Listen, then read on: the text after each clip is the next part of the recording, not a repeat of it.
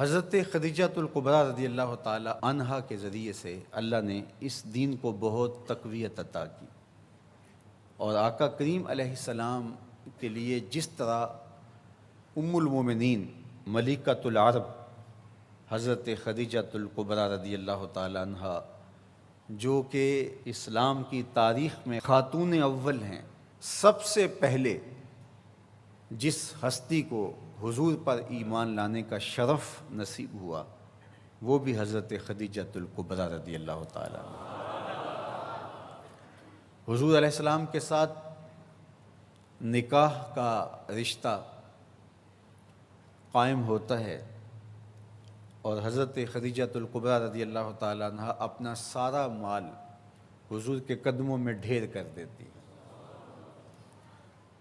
اور آقا کریم وہ مال غرباء میں، یتاماء میں، مساکین، اراملہ، بیوگان، ضرورت مندوں اور حاجت مندوں میں تقسیم کر دیتے ہیں۔ حضرت خدیجۃ الکبریٰ رضی اللہ تعالی عنہا کے مال کے ذریعے سے اللہ نے بہت زیادہ فائدہ پہنچایا انسانیت کو، اور حضور علیہ الصلوۃ والسلام کے کام اور کاج کو، اور پھر آقا کریم علیہ السلام کے ساتھ جو دلداری، حضور علیہ السلام کی دل جوئی، حضور علیہ الصلوۃ والسلام کی رفاقت کا حق اور وفا شیاری کا جو انداز ہم یہاں دیکھتے ہیں، وہ کائنات میں آپ کو اس انداز سے کہیں نہیں ملے گا۔ حضرت خدیجۃ الکبریٰ رضی اللہ تعالی عنہا جس طرح سے آقا کریم علیہ السلام کی دلجوئی کی ہے، ایثار کیا ہے، حضور علیہ السلام کے لیے اپنا سب کچھ قربان کیا، اور ہر مشکل سے مشکل معاملے میں حضور کے ساتھ اس طرح کھڑی ہوئی کہ حضور کا بوجھ انہوں نے اپنے کندھوں پہ لیا، اور آقا کریم علیہ الصلوۃ والسلام کی دلجوئی کی۔ حضور علیہ السلام کے لیے ان کے دل میں جو محبت کے جذبات رکھے گئے تھے، اور پھر حضور علیہ السلام کے قلب اطہر میں حضرت خدیجۃ الکبریٰ کے لیے جو جذبات رکھے گئے تھے، حضرت عائشہ رضی اللہ تعالی عنہ فرماتی ہیں کہ حضور کی ازواج میں سے کبھی کسی پر مجھے غیرت نہیں آئی تھی سوائے حضرت خدیجۃ الکبریٰ رضی اللہ تعالی عنہا کے، چونکہ حضور کثرت کے ساتھ ان کا ذکر کیا کرتے تھے۔ کبھی حضور جانور ذبح کرتے اور اس کے گوشت کے ٹکڑے حضرت خدیجۃ الکبریٰ رضی اللہ تعالی عنہا کی سہیلیوں کے گھروں میں بھیجتے تاکہ ان کی روح کو آسودگی ملے۔ ام المومنین فرماتی ہیں کہ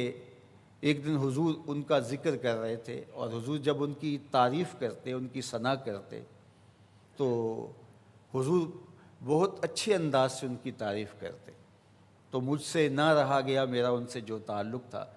تو میں نے کہا حضور آپ قریش کی اس بوڑھی عورت کا ذکر نہیں چھوڑتے، بڑھاپے کی وجہ سے جس کے ہونٹوں کے گوشے رنگ بدل گئے تھے، جبکہ اللہ نے آپ کو بہتر ازواج عطا کر دی۔ تو آقا کریم علیہ السلام نے فرمایا، عائشہ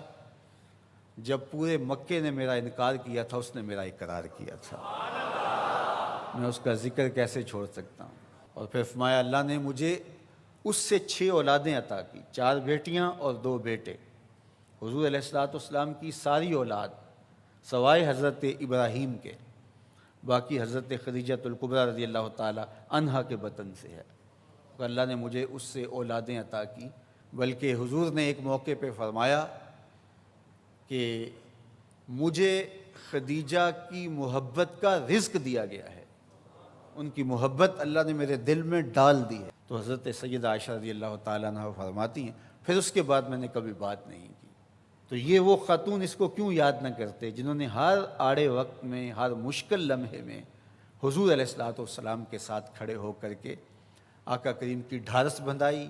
اور آقا کریم علیہ السلام کے لیے اپنا سارا مال پیش کر دیا۔ مکے کی متمول خاتون تھی، مالدار خاتون تھی، حضور کے نکاح کے بعد انہوں نے اپنا سارا مال حضور کے قدموں میں ڈھیر کرتے ہوئے کہا کہ یہ اب میرا نہیں آپ کا ہوا، آپ اس کو جہاں چاہیں خرچ کر سکتے ہیں۔ تو یہ تھی حضرت خدیجۃ الکبریٰ رضی اللہ تعالی عنہا۔